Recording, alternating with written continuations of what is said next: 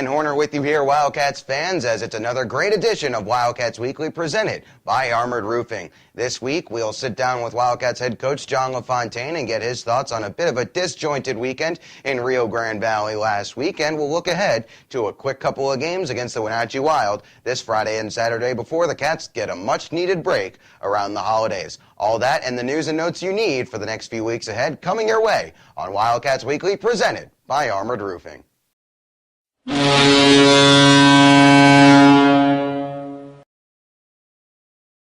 Wildcats Weekly presented by Armored Roofing. I'm Ben Horner with you here, Wildcats fans. He is head coach John LaFontaine. Thanks for joining us on what is the last Wildcats Weekly of the 2014 calendar year. So we're hoping we're going to make it a good one here, John. We'll talk about a bit of a disjointed weekend that the Cats just had down in the Rio Grande Valley. We'll look ahead to 2 games against Wenatchee, and we'll also touch on a topic that I've been really interested in over the last few weeks, and I'm sure that a bunch of Wildcats fans have been as well, and that is the goaltending situation here in Wichita Falls and how it's shaken out over the first half of the year. But all that as we roll ahead, John, we'll first start with the weekend that was in Rio Grande Valley, and the Wildcats got off to about the best start possible, scoring within the first minute of action on Friday night on their way to a 3-1 win. We touched a little bit on it on Saturday afternoon, but what was your basic thoughts on that Friday contest? It was great to get off to the power play within the first minute and get the goal. A lot of times you get an early power play and guys aren't ready to get the puck to the net or battle. They're just kind of still warmed up, but it was nice to see that. It was a great start, and we got the lead. They tied it up and came at us hard. I thought the second half of the first period they came at us pretty hard. Our D zone got tested. David got tested. David really hung big for us, and then hung even bigger early to start the second with a couple of their power plays. Our penalty killing did the job after that. We did allow a power play goal that first period, but our penalty kill got a little better. David got really good. They were shooting the puck a lot. They got a lot of shots that he was right on. He was finding them. He was tracking shots. No rebounds, isn't giving up any rebounds, and the guys played really strong in front of him. And then I thought about the last half of the game, I thought we started to take the game over, Ben. I thought we started to do a better job in the mid zone and slow them up, and then have a little bit more quality chances. And once we got that third goal late in the second period, I thought that was a key for us, allowing us to go into the third with a little bit of cushion, and the guys played really strong in the third. In the second period, did you notice any particular moment or a couple of instances that for you kind of represented a turning point in the tide of that contest? Well, David making some big saves for us, and there was an adjustment we had to make because they were getting too much speed through the mid zone and getting the pucks on when they were chipping the puck in, they were getting the pucks instead of us getting the pucks. And as soon as our centers kind of made a little bit of an adjustment in being a little bit higher, being a little more defensive position to help our defensemen out, it just seemed like everything smoothed out after that. We got our gap back, we slowed them down, and we started getting some turnovers, creating some turnovers, and then our transition game got going. Let's talk 5-on-5 here, John, because we talked about this Saturday before the game. The game was really slowed down by the Wildcats' good, solid team defense when they needed it, and that came at even strength. The Wildcats have not allowed an even strength goal in the last 3 games now. All 3 goals against over the last, or I should say all 4 goals against over the last 3 completed contests have all come on the power play. What do you attribute that to? Well, when we were in, I think you got to go back to the Odessa weekend. We really struggled against Odessa defensively. They beat us that Friday night. We weren't happy. The guys weren't happy, and this team has a way of responding, and they responded really strong Saturday. We came out, got a 5-0 lead, and we won't talk about the final score, but it was one of our better games. Got off to a great start, and they got a couple goals late to make it closer than we would have wanted, but it was a start, and the guys have since then had 2 straight weekends, 4 straight games where we, as a team, you don't feel like we're giving up the quality chances we were giving up. The shots against are much lower than they had been for the rest of the year.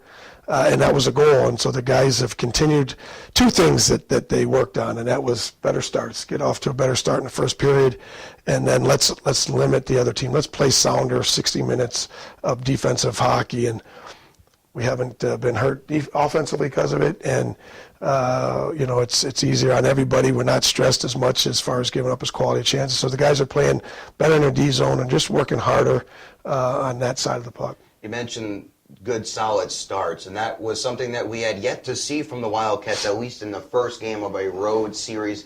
Think back to Corpus Christi in October, a 7-4 loss to open that series. Yep. Think back to Odessa at the end of November, a loss to open that series as well. Was that a point of emphasis heading into this weekend, was getting a good, solid early start in night one of the road weekend? Yeah, these guys like to be challenged. They respond to a challenge. They like to be challenged. And we hadn't won a Friday night contest on the road where we had back-to-back games against an opposing team, and we've seen everybody else in our division struggle on the road, and we wanted to figure out, let's not join them. Let's figure out how we can be better on the road. And number one was figuring out Friday nights, figuring out how to travel and be ready to play Friday night. And if we're going to have any kind of success, was getting off to better starts and not having to fight back from being in the hole. So the guys have done that. We did it at home for 2 games against Corpus, and then continued this weekend on Rio, which we couldn't be more happy with. It's a long trip to get there, and the guys showed no signs of any type of bust legs, came out and played a strong first, got us the lead, and then we got the lead, got the lead back in the second. Yeah, and kind of the same story on Saturday night as well. Jump out to a 1-0 lead in the first period, and then a couple of good solid plays in the second period to take a 3-0 lead. But then it all came screeching to a halt for the Wildcats and the Rio Grande Valley Killer Bees, as that game wound up being suspended due to an issue with the ice. And what we will say about that is that was probably the right decision. If they were not going to be able to repair that, player safety is and always will be the utmost concern, and they were a little concerned about the safety of skating on that ice surface. So they said better safe than sorry, play is suspended. So just for some bookkeeping, that game is essentially a game in hand for the Wildcats for the time being. No stats from that contest counted, but we can still kind of sit here and talk about the first 30-plus minutes of action in that one. John, it seemed like the Wildcats were starting to put together one of their most complete 60-minute efforts before that one came to an abrupt end.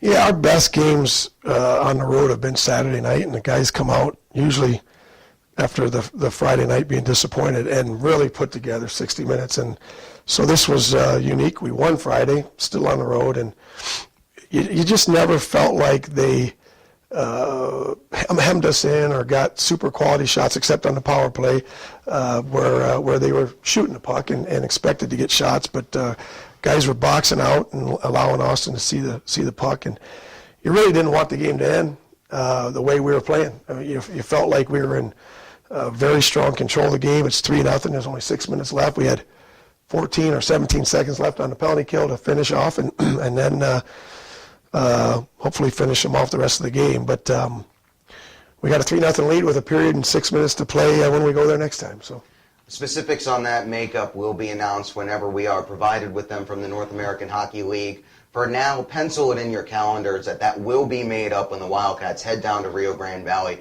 at the end of March on the second to last weekend of the regular season. Exactly how that will shake out, we're not quite sure yet. When we get that info, we will certainly pass it along to you. But, John, that had to be a little bit disappointing to see your team playing that well and not able to get the 2 points. But there are still positives to take from that performance as you head into another tough road weekend against the Wenatchee Wild this weekend. It's the last weekend before a quick little holiday break for this Wildcats squad here, as we're talking of this upcoming weekend against the Wenatchee Wild. Ben Horner with you, Wildcats head coach John LaFontaine, as we continue on Wildcats Weekly presented by Armored Roofing. And this is a Wenatchee Wild team that has had a bit of a bumpy start, up and down, to start their first season in the South Division. They're currently 12-13-5. They just got swept 3 in a row on the road by a tough Topeka Roadrunners squad up in Topeka. John, what can we expect from this Wild team this weekend?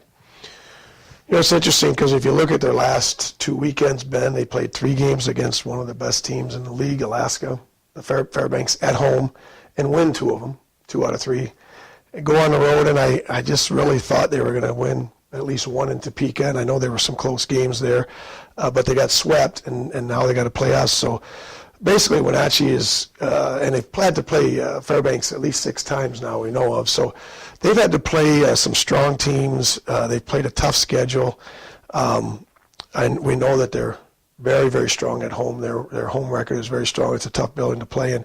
They're going to be good. They're going to be a little bit hungry after this past weekend, not getting any points on the road at Topeka. But they'll be ready for us. They're used to playing against the top teams, and that's only going to make them better. It's going to make it tougher on us. So we're hoping that we can keep the same things that we were doing this weekend against them going this weekend. We know that they're skilled. Watching them on film, they're very skilled. They move the puck. They don't play the dump and chase style like a few of the teams play, and which is going to create some challenges. That they play a skilled game and they make plays, and so our defense, especially on the road, is going to have to be extra strong. It's going to be puck possession versus puck possession this weekend for sure. The Wild 6-5-3 at the Town Toyota Center there in Wenatchee, so it should be a tough one. But an interesting note that I picked up on as I was looking at their game by game, John, they have lost the first night of each weekend set that they played at home to a division opponent. They lost night 1 to Odessa back in October. They lost night 1 to Rio Grande Valley back in October. Does that speak to anything in particular to you, or is that just a bit of coincidence? No, I mean, everybody should be a different team now versus September, October. We're a different team. Our guys are playing at a better level, playing together more, playing the team system and our goals a lot better. So, and I think they are too. You don't go up to Alaska and take 2 out of 3 and then play them again, Fairbanks again, and take 2 out of 3 without being a pretty darn good hockey team. So they'll be ready Friday night. Obviously they're disappointed after this weekend. So it's their last weekend before Christmas, just like ours, and the team that is mentally staying focused, not thinking about getting off for a few days is gonna I think turn out to be the team that gets it done this weekend. You posed a hypothetical question on Saturday when we were talking ahead of that game that the Wildcats were winning 3-0 but wound up not being able to complete, and that was, how do we stay hungry? That was in reference to trying to put yourself in your opponent's shoes after losing at home night 1 and trying to come back with a win night 2, which, as we had mentioned, was kind of the inverse of what the Wildcats had seen thus far. Heading into this weekend, do you have any concerns about that question? How do we stay hungry? I think it's the makeup of your team and the leadership of your team. And in that locker room, we've got guys that don't let anybody else slack off or get content and complacent.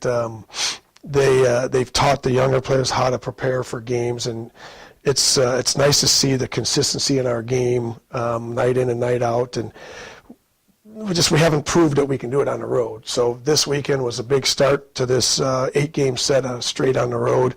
And, I've got the confidence in these guys that we're going to keep it going. Every weekend is unique, but it was really reassuring as a coach that the same mentality of preparing the way we prepare at home, we took it on the road this weekend, and the guys saw that, hey, we can do that. We can do the same thing on the road, and so hopefully we'll keep that going in a whole different environment. I have never been to Wenatchee and never seen their rink, but I've heard it's a pretty intimidating place to play. So it'll be a good test for us, and I think these guys want to be challenged. They're ready to play the top teams and the teams that are right now and higher up in the standings. I think they're ready for those challenges and want to see what we're made of. So it's going to be a bit of a gauntlet after the Christmas holiday. They'll open with 2 in Topeka, have a few against Amarillo, and then have another 2 at home against Topeka before hosting the Rio Grande Valley Killer Bees in Corpus Christi. So it is a South Division heavy schedule,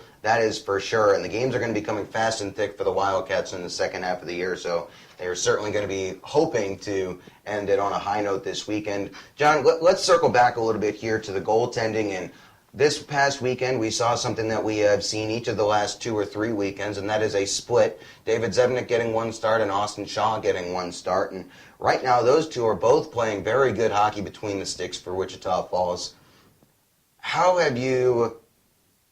What have you seen out of the goaltending? How has the situation evolved from the start of the year and training camp in August to where we are now with Austin Shaw and David Zevnik both putting up solid performances?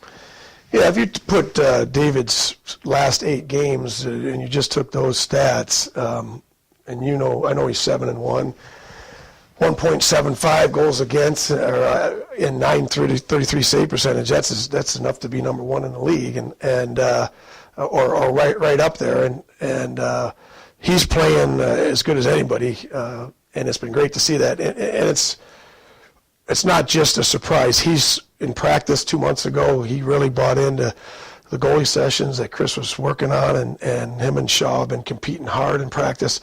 And we're trying to be consistent. If you don't come ready to practice, then don't expect us to have good results on the weekend. And it's been pretty fun to see the competitiveness between those two. It's very competitive.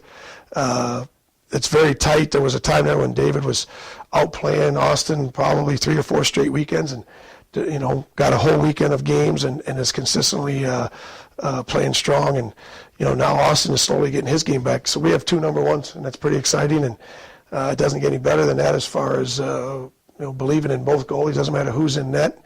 And if one just gets lights out like that, actually both have been lights out. But if one really just carries a torch, then we'll go with them. But right now, we're pretty content that we can throw 2 different looks at a team, and both goalies are frustrating the teams right now. Yeah, always a great, difficult decision to have when both goaltenders are giving you a chance to win. Just to fill you in a little bit more on those numbers that Coach LaFontaine just mentioned, for some context, David Zevnik gave up 12 goals in his first 4 appearances through October the 4th. Since then, he's given up 12 in his next 7.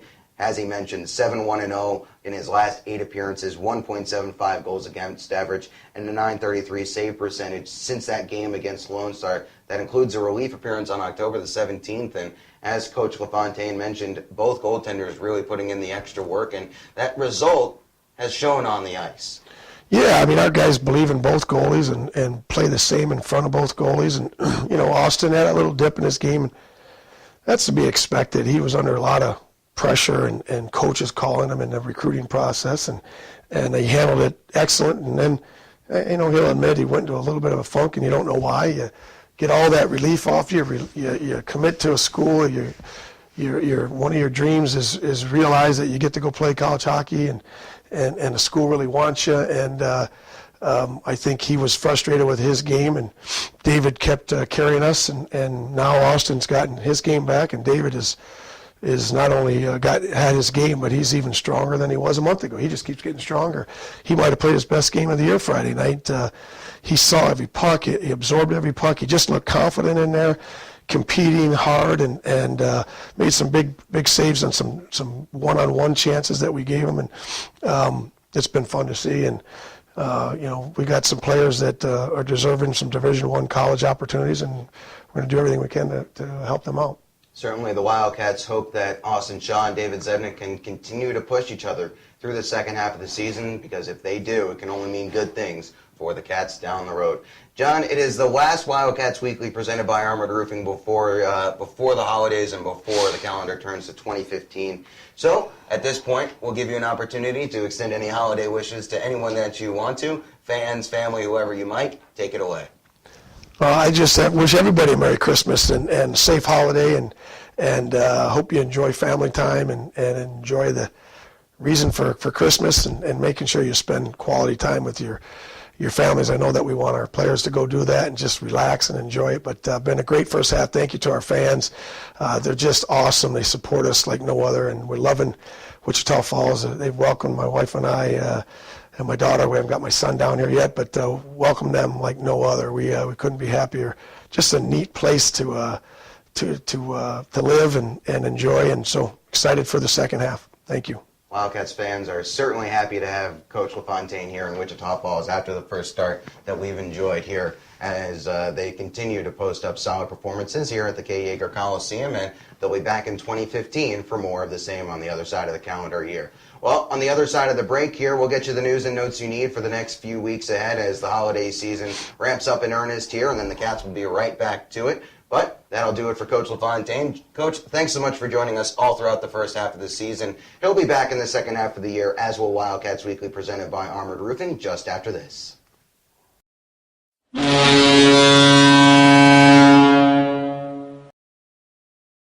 That'll just about do it here for us on Wildcats Weekly, presented by Armored Roofing, for the last show of the 2014 half of this season, as we'll be back on the other side of the calendar turn, however, so fear not, we'll have more news, notes, and insights from your favorite team. But before we let you go, we're going to get you updated on all the things you need to know for the weeks ahead with your Wildcats. Well, they're obviously on the road this weekend in Wenatchee, Washington for the last two games of the first half of this season. So be sure to follow along on all the action. It's a 7:05 Pacific time puck drop, so be sure to set your clocks for 9:05 Central Time for the start of that action. We'll have puck drop for you on fasthockey.com and the Wildcats Broadcast Network as I bring you all the action from the Town Toyota Center in Central Washington.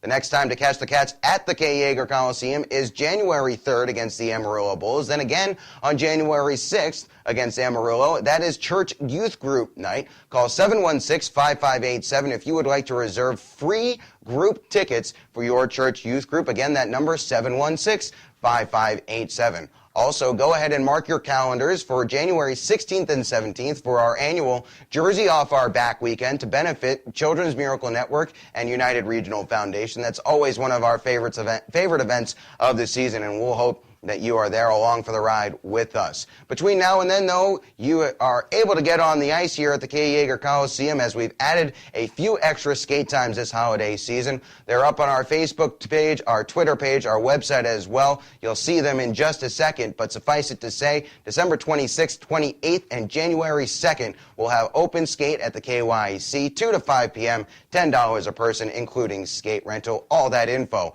is on your screen right now.